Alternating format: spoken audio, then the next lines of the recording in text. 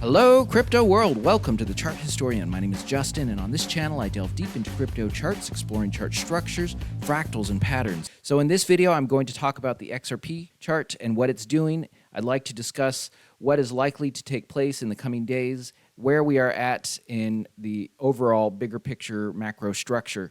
So for those of you who are new to this channel, XRP has a macro structure. I discuss this in every single XRP video, and it's important because you really do need to understand the macro structure in order to understand where we are, what we're doing, and what we should expect. So here is the macro structure, and just for a quick, brief explanation, so there are three main parts to this macro structure. There's a bull run, which takes place here. It also takes place here. It takes place here. And if you go further back in time, there's other bull runs that take place. After the bull run comes a decline. You see a decline here. You see a decline here. You see a decline here. After the decline comes a sideways range-bound time, which we see in all these places. I divide this range-bound time into three separate fractals. So as you can see, we've completed fractal 1 over here. Fractal 1, the characteristics, it has a move up and a move back down. I call that part A, and then part B goes flat. So we see that took place here with part A and then part B. Fractal 2 has three waves, wave A, wave B, and wave C. We see that has taken place over here, wave A, wave B, and wave C. Wave C came down lower than it did at the startup, just like it did here. Now, there are many iterations of this fractal, same with this fractal, same with this fractal, and same with this fractal. XRP tends to follow the most recent iteration the closest. So we are now working on fractal 3. Fractal 3 fundamentally consists of a move up to a peak, that is part A, and then it crashes back down, that is part B. After that crash, it goes back up, does a correction, and then it's off to the bull run. So as of now, we have completed this first wave. We are now, it is my belief, working on this move up to this second wave right here. So now that we understand the macro structure, let's dive in and look at this part over here on a smaller time frame. One important thing to note, this is just one iteration of this fractal. Like I said, it tends to follow the most recent iteration, which would be this one, of this structure. However, it can at any point follow this one or the one before it over here. So we're going to assume that it is loosely, at least, following this structure. Now, when I say loosely, because when a fractal repeats, the pattern repeats, but the timing, the height, and the depth, those will always be original. So it can lead to an original iteration of the same structure. Now, over time, these structures can develop different characteristics. Like if you compare this one to, let's say, this one over here, let's just zoom in a little closer. So we see that it moves up, comes to a peak, it comes crashing down, and then there's that small little tiny correction. It's hard to see on this zoomed out time frame. It has all the parts, but it does look different, and that is because over time things can deviate, and those deviations are evolutions that can stick with the overall fractal sometimes. So they can repeat themselves, those deviations down the line. So over time, you can get a large palette of possibilities in a fractal. So now that we discussed all that, let's jump in over here and examine this on a smaller time frame. Okay, so here we are on a 1-hour candle. We were on a day chart before. This is the division between fractal 2 and fractal 3. So in this iteration, the fractal, even though the parts of the fractal repeated, they played out differently. They didn't get the same height that they did originally. So we have this move down, this dip in the midst of this wave right here. So this is that first wave. We are now working on the move up of the second wave. That would be approximately somewhere around here. So this right here is the second wave. So in this iteration, today's iteration, we have a dip right around here and then it comes back up again. It still follows all the parts of this structure, of this fractal. However, it didn't get the same height that it did here, for instance. So it played out a little differently. Again, timing, height, and depth are unique. Okay, so here we are back on a small time frame. So this fractal is the fractal we were just looking at, fractal 3. This is that first wave. Now, if you compare it to this chart, it looks quite different. And that is because the timing, height, and depth played out differently this time around. So for instance, this part of the structure where it moves up, goes flat, and then crashes back down is this part right here where it moves up, goes flat, and then crashes back down.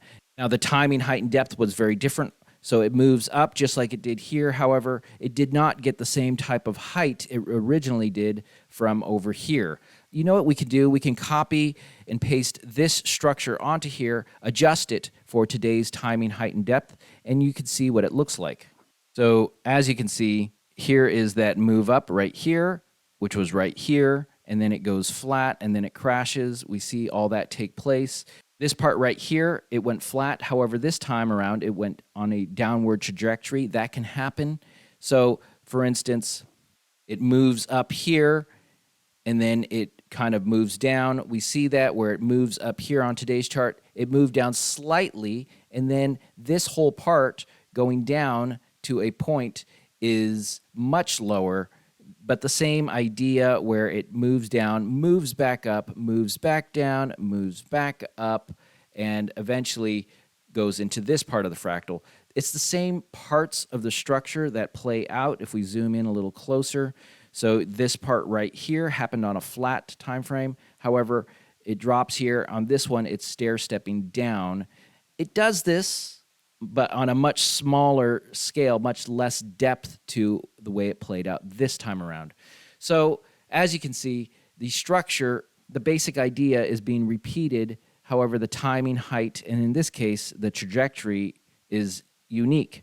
So we are potentially right in this area right here. Now, it is following this very loosely. We're doing a stair-stepping kind of thing versus a gradual rise up, which makes it really challenging.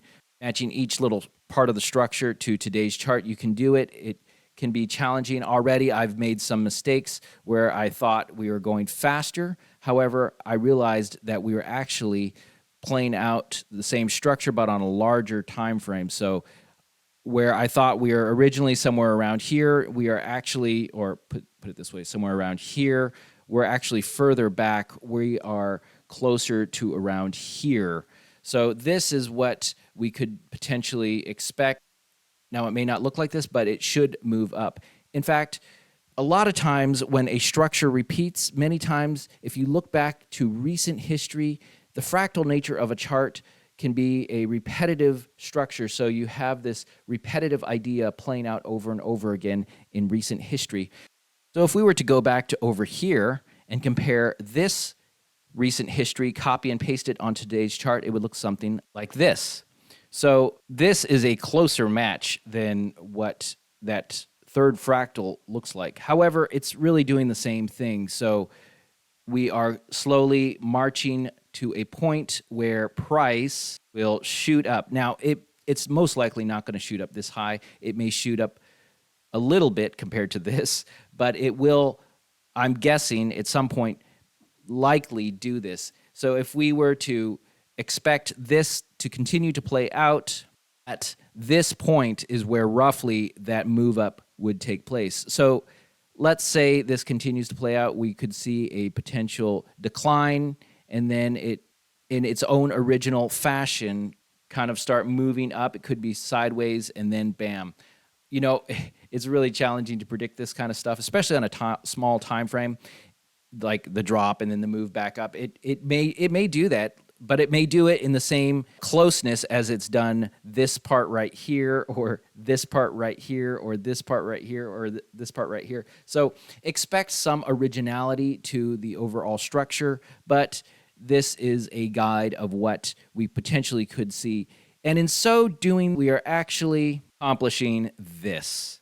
So we're moving up in its own unique way today, and it's copying recent history closer than it is this more distant structure of the past. But nonetheless, it is my belief that we are getting close to coming to a peak. Now, I don't know how high it will move up in today's chart, but if this is any guide, it will move up modestly. It's going to move up, but it's not going to be like that or like it did back in July with the move up from the ruling. Let's jump back to where we are today. So whether it continues to follow this structure or it chooses to adhere closer to this structure here and do something similar to this. So we'll just have to be open to the way it chooses to materialize, but we should expect a move up in the near future.